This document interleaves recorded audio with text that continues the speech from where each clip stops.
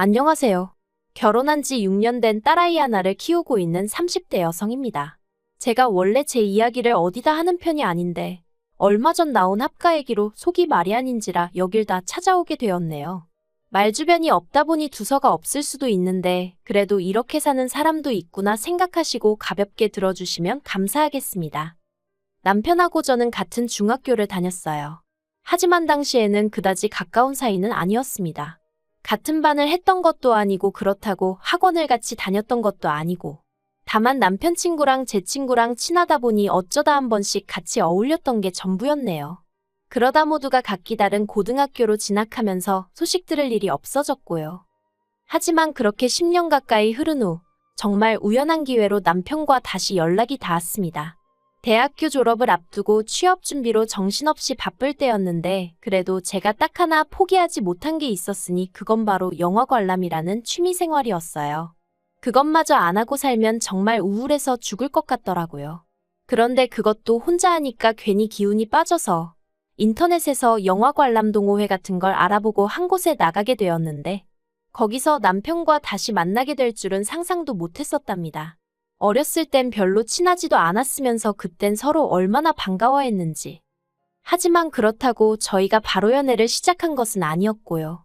이후로 얼마 지나지 않아 저는 바로 취업을 했지만 남편은 졸업도 하기 전이었다 보니 그냥 가까운 친구 사이처럼 지냈어요.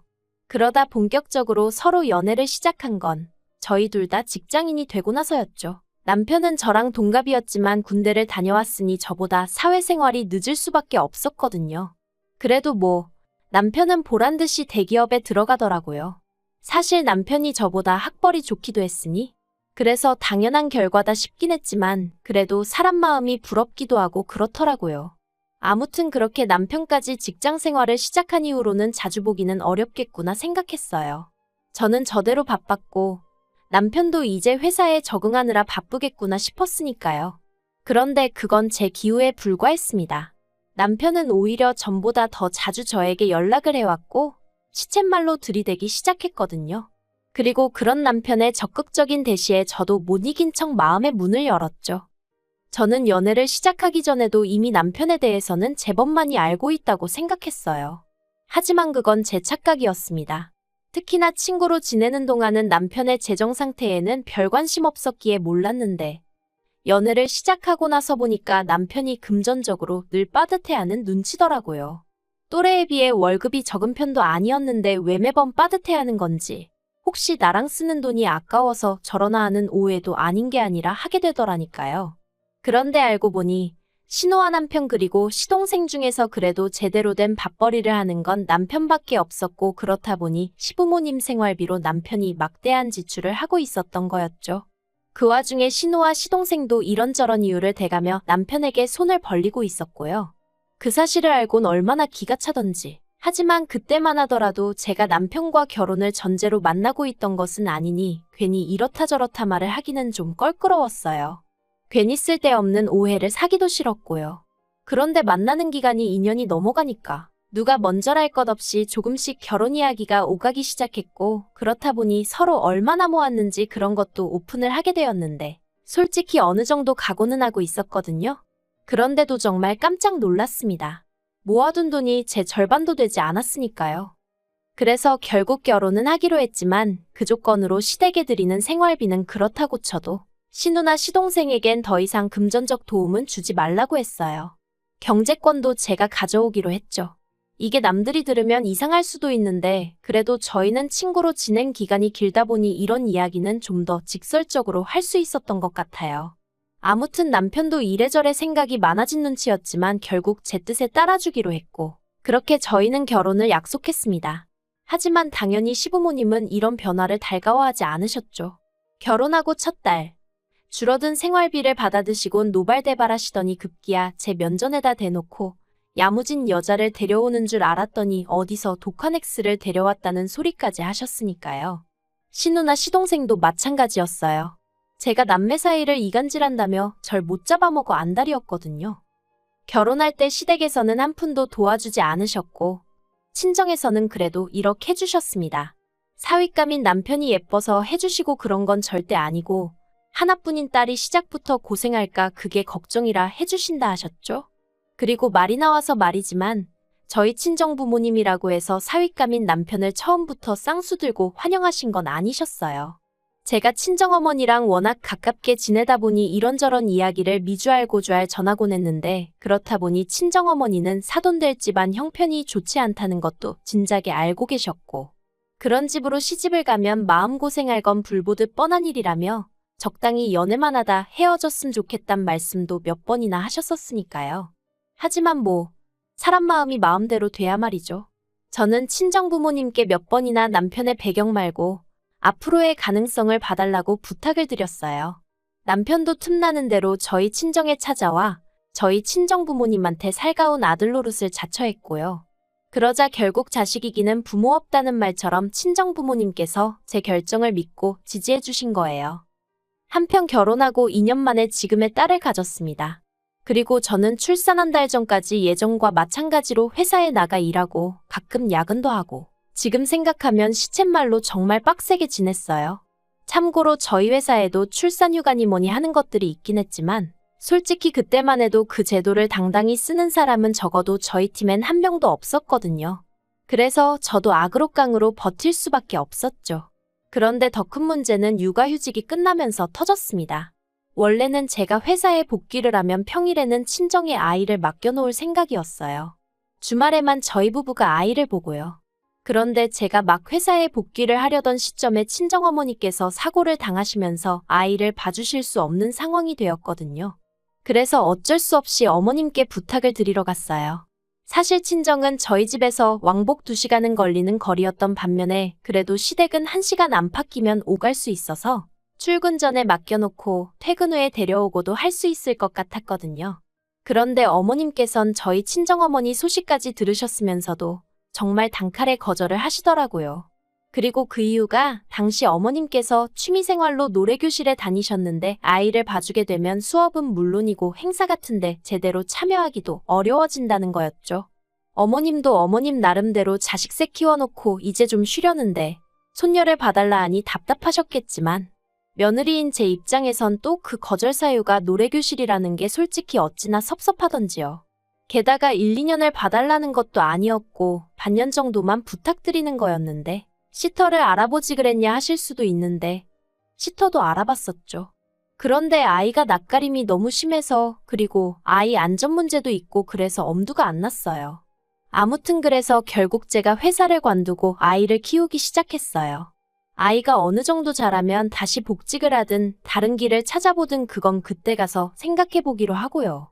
친정어머니가 당신이 저를 주저앉힌 것 같다 하시며 어찌나 속상해 하시던지. 그리고 이후로 시댁 식구들과는 좋을 것도 나쁠 것도 없는 사이로 대면대면하게 살아왔습니다. 신우는 여전히 시집도 안 가고 혼자 지내고 있었고 시동생은 저희 애가 태어나던 해 7살이나 어린 동서와 결혼을 했지만 사이가 좋지 않았죠. 동서한테 듣기론 시동생이 동서를 꼬셔내느라고 되도 않는 거짓말을 어지간히 했던 모양이더라고요. 하지만 뭐 어디까지나 다른 집 사정이니 제가 굳이 알려고 하지도 않았고 솔직히 그렇게 궁금하지도 않았어요. 저는 저대로 제 가족 챙기고 애 키우느라 하루하루 정신없이 살아가고 있었으니까요. 그러다 올해 초 아버님이 돌아가셨습니다. 아버님이 평소에도 코골이가 심하셔서 어머님과 다른 방에서 주무신 지가 10년이 넘으셨다 들었는데 그렇다 보니 아버님이 돌아가셨다는 걸 아침에서야 어머님이 발견하셨다대요. 그래서 그 일로 가족들이 크게 충격을 받았고 어머님이야 뭐 말할 것도 없었죠.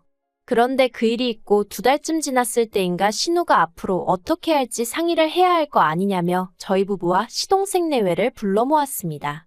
그리고 그때만 하더라도 저는 앞으로 뭘 어떻게 하자는 건가 싶었어요. 이미 저나 남편은 아버님이 돌아가신 이후로는 시댁에 틈틈이 들려 어머님 안부도 챙기고 말동무도 되어드리고 나름대로 할도리는 하고 있었거든요. 그런데 모두가 모인 자리에서 신우가 대뜸 한다는 소리가 아버님이 그렇게 간밤에 돌아가시고 나니까 어머님을 혼자 계시게 하는 게 너무 걱정이 된다면서 저희가 모셨으면 좋겠다고 하는 거예요. 이건 뭐 아닌 밤중에 홍두깨도 아니고 정신이 확 들더군요. 제가 왜 저희냐고 물었어요. 저희는 아시다시피 집도 작고 애도 있어서 어머님 모실 상황이 못 된다고요. 그랬더니 신우가 하는 말이 애가 있으니 더 좋지 않냐입니다. 어머님이 저희 애를 봐주실 수도 있고, 그리고 그 이야기를 듣는 순간 예전 생각이 딱 떠오르면서 기분이 나빠졌어요. 봐달라고 그렇게 부탁드릴 땐 나 몰라라 하셨던 어머님인데 무슨 이제 와서 저희 애를 앞세워 저희랑 사시겠다는 건가 싶은 게, 그래서 제가 엄마가 집에 있는데 왜 할머니의 손길이 필요하겠냐고 그런 이유라면 괜찮다고 저도 딱 잘랐죠. 그리고는 신우더러 그러지 말고 형님이 모시는 게 어떻냐 했습니다. 형님은 딸이고 지금 혼자 살고 계시니 어머님 입장에서도 저희랑 사시는 것보단 형님과 사시는 게 훨씬 편하시지 않겠냐고요. 그랬더니 신우가 짜증을 내면서 한다는 말이 자기가 이 나이에 어머님까지 모시고 살면 어떤 남자가 자기를 좋다고 하겠냐대요. 어이가 없었죠. 지금까지 몇 년을 혼자 살아도 좋다는 남자가 없었는데 별 쓸데없는 걱정을 다 한다 싶어서요. 하지만 차마 그런 말을 대놓고 하기는 그래서 그냥 형님도 형님 나름의 사정이 있듯이 저희도 저희 사정이 있다. 자주 들여다보고 살 수는 있어도 모시고 살 수는 없다고만 단호하게 얘기했어요. 그랬더니 이젠 시동생까지 가세를 해서는 우리 세 남매 중 그래도 제일 먹고 살 만한 게 형이랑 형수 아니냐면서, 그러니까 어머님을 저희가 모시는 게 당연하다나요. 웃겼죠. 먹고 살 만한 거랑 합가랑 도대체 무슨 상관인가 싶은 게. 그리고 어머님을 모시게 되면 말 그대로 남편이야 출근해버리면 그만이지만 저는 정말 전하어머님 중 누구 한 명이 집에서 나가지 않는 한 하루 왼종일 붙어 있어야 하는데 한번 상상을 해봤어요. 그런데 정말이지 단둘이 같이 있을 상상만 해도 머리가 지끈지끈 아파오는 게, 그래서 제가 시동생 뒤로 숨어있는 동서한테 동서라면 어머님이랑 단둘이 매일같이 붙어 있을 수 있냐고 대놓고 물었더니 죄송해요 한마디만 하더라고요. 그리고 결국 그날 이렇다 할 결론을 내리지 못하고 헤어졌는데 집으로 돌아오는 내내 남편은 아무 말도 없었습니다. 아무래도 어머님의 거취 문제가 제대로 결론이 안 나서 그런가 보다 싶어서 저도 굳이 애써 말을 걸고 그러진 않았죠. 그러다 주차장에 도착해서야 남편이 얘기 좀 하자며 말문을 열길래 그래 한번 얘기해봐 했더니 자기는 솔직히 어머님을 모시고 오고 싶답니다. 뵈러 갈 때마다 풀 죽어 계신 어머님을 보는 게 그렇게 가슴이 아프더라면서 이제껏 자기가 매번 제 의견을 따라주었으니 이번만큼은 자기 뜻대로 해주면 안 되겠냐고요. 그래서 제가 미안하지만 그렇게는 못한다고 난색을 표했어요. 100번 1000번 양보해서 아침 저녁으로 어머님 찾아뵙고 끼니는 챙겨드릴 수 있어도 한 공간에서 다정하게는 못 살 것 같다고요. 그리고는 남편더러 당장 당신 기분 좋으라고 혹은 어머님 기운 차리시라고 선뜻 합가하겠다고 했다간 시간이 지난 후에 내가 후회할 것 같아서 그러니 나 좀 이해해달라 했죠. 하지만 남편도 이번만큼은 도통 저를 이해해주려 하지 않았고 결국 일주일 넘는 시간 동안 설정과 냉전을 오가다 결국엔 제가 졌어요. 어머님을 모셔오는 쪽으로 결론을 냈죠. 단 제가 생활비 말고 어머님을 모시는 데에 대한 노동의 대가를 요구했고 재산 분할에 관해서도 조건을 내걸었습니다. 그리고 이 모든 걸 서류화해서 공증도 받겠다 했거든요. 그랬더니 신우고 시동생이고 저더러 돈독이 올랐냐며 미쳤다고 욕을 해대는 거예요. 사실 처음에 어머님의 거취 문제를 가지고 얘기가 나왔을 때 신우가 자기가 시동생네랑 해서 한 달에 100만 원씩 어머님 생활비를 주겠다 했었어요. 그리고 그때는 아예 모셔올 생각이 없었기에 그런 말도 귓등으로 듣고 흘렸었는데 남편이 하도 집요하게 졸라서 결국 모시고 오자는 쪽으로 이야기가 되니까 불현듯 신우가 했던 말이 떠올랐고 그때부터 나름대로 저도 계산을 해보니까 이런 표현은 좀 그렇지만 생활비만 받아서는 수지타산이 안 맞겠더라고요.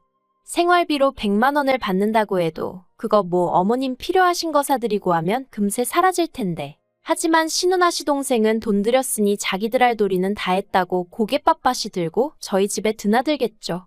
자기들 마음대로 이러쿵저러쿵 이래라 저래라 해댈게 뻔하고. 그럼 뭐 막말로 저는 남는 거 하나 없이 고생만 죽어라 하고 남 좋은 일만 시키는 거잖아요. 그러니 그럼 돈이라도 더 받아야겠다 그런 생각이 들대요. 그래서 제가 생활비 100만 원에 추가로 저한테 월급 준다 생각하고 100만 원 더 달라고 했어요. 그리고 어머님이 저희 집으로 오시게 되면 어머님 사시던 집 전세 계약도 더는 연장 안 해도 되니까 그 보증금의 절반을 저랑 남편에게 달라고 했죠. 그리고 무엇보다 이 모든 과정을 서류로 만들어 공증을 받고 싶다 했어요. 그러면 저희도 어머님 돌아가실 때까지 책임지고 모시겠다고요. 그런데 신우가 저더러 자기들이 며느리를 들였지 파출부를 들였냐면서 무슨 월급을 달라는 거냐고 화를 내는 거예요. 어이가 없었지만 계속 얘기해봤자 딱히 답이 나올 것 같지도 않고. 그래서 제 조건을 수용하던가 그게 아니면 뭐 전부 다 없던 이야기로 하자고 했습니다. 막말로 저는 아쉬울 거 하나 없었으니까요. 그랬더니 며칠 뒤 신우한테 또 연락이 와서는 그 며칠 동안 자기도 나름대로 만반의 준비를 했다고 생각한 건지 제가 전화를 받기가 무섭게 무슨 따발총 마냥 쏘아대기 시작하더라고요. 그런데 기껏 생각해냈다는 말이 저더러 남편이 벌어다주는 돈으로 먹고 살면서 시어머니 모시는 건 못한다는 게 말이 되냐입니다. 시어머니가 안 계셨으면 제 남편이 어떻게 이 세상에 존재했겠냐면서 저더러 며느리돌이는 해야 할 거 아니냐면서요. 이렇게 말하긴 좀 그렇지만 시집도 못 간 주제에 며느리돌이를 운운하는 신우가 좀 웃기긴 하대요. 아무튼 결과적으로 어머님은 모셔오지 않기로 했어요. 하루가 멀다 하고 신우랑 시동생은 물론이고 어머님까지 남편한테 제 욕을 하셨는데 그게 역효과가 났거든요. 막말로 그래도 저나 남편은 못해도 이틀에 한 번은 시댁에 들려 어머님을 챙겼지만 신우나 시동생은 일주일에 한두 번, 그것도 빈손으로 덜렁덜렁 왔으니 남편이 그걸 알곤 원래 사람이 자기 똥굴인지는 모른다더니 누가 누구를 욕하는 거냐면서 그냥 각자 알아서 하자고 상황을 정리해버렸거든요. 어머님한테도 우리 애는 안 봐줘놓고 이제 와서 어머님 모시고 살라 소리를 어떻게 하시냐면서 그리고 저는 아랫동서 마냥 이번만큼은 남편 뒤에 딱 숨어버렸네요. 솔직히 어머님 연세가 더 드시면 그래서 정말 도움의 손길이 필요해지시면 그때는 뭐 또 그때대로 방법을 찾아야겠죠. 하지만 지금은 아니에요. 그리고 자식이 저희 남편만 있는 것도 아닌데 왜 잘 사는 저희를 들쑤시지 못해서 안달인지 모르겠네요. 아무튼 말로만 효도하는 것들이 제일 문제 아닌가요? 자기들이 하기 싫고 못하겠는 건 남들도 마찬가지라는 거 생각 좀 하고 짓거리면 좋겠습니다.